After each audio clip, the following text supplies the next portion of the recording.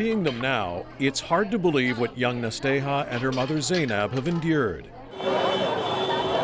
Fleeing a refugee camp in Kenya, Zeynab came to Canada in 2008, but was forced to leave her infant daughter behind. I'm no choice. That's why I'm leaving my daughter. While she and her 5 other children were approved, a clerical issue led to Kenya's refusal to allow Nasteha to leave. My file then closed UNHCR. That's why me and my daughter, I'm not only UNHCR. Myself, I'm not only. Zeynab made the heartbreaking decision to leave the baby in the care of her sister. She and the rest of her family settled in Canada. My sister come in nighttime, then bring up my sister, Nasteha. Then me morning time go. To cope and help her youngest children adjust to life in a new country, Zeynab began attending the United Way-funded Early Years First Steps Refugee Settlement Program.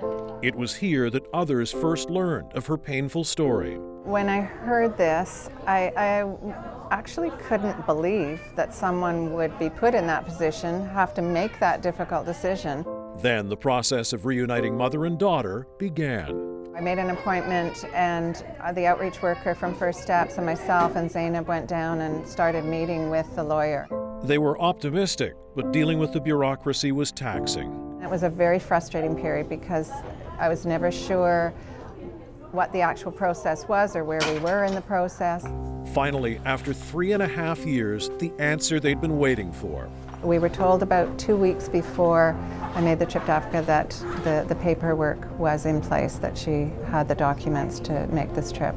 Ruth then traveled more than 14,000 kilometers to meet Nasteha and bring her home to Canada. Nasteha was hesitant to trust Ruth until something as simple as soap and water changed everything. The day we brought out the bubbles, that was the turning point. She loved bubbles. All children love the magic of bubbles.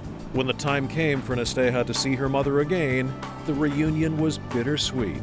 Nasteha was very uncertain about all of this, and during the flight, I couldn't continue to sort of prepare her for the arrival, so I didn't know how she was going to be. I mean, for her, it was mixed emotions. But it became clear the move was the right choice.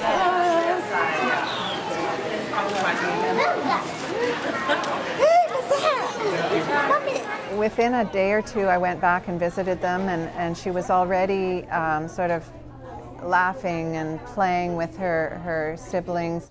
And while a piece of Nasteha's heart remains in Kenya, I would say that she's really adapted to her life here. She still talks to her aunt in Africa, and you know, I've supported that with the family.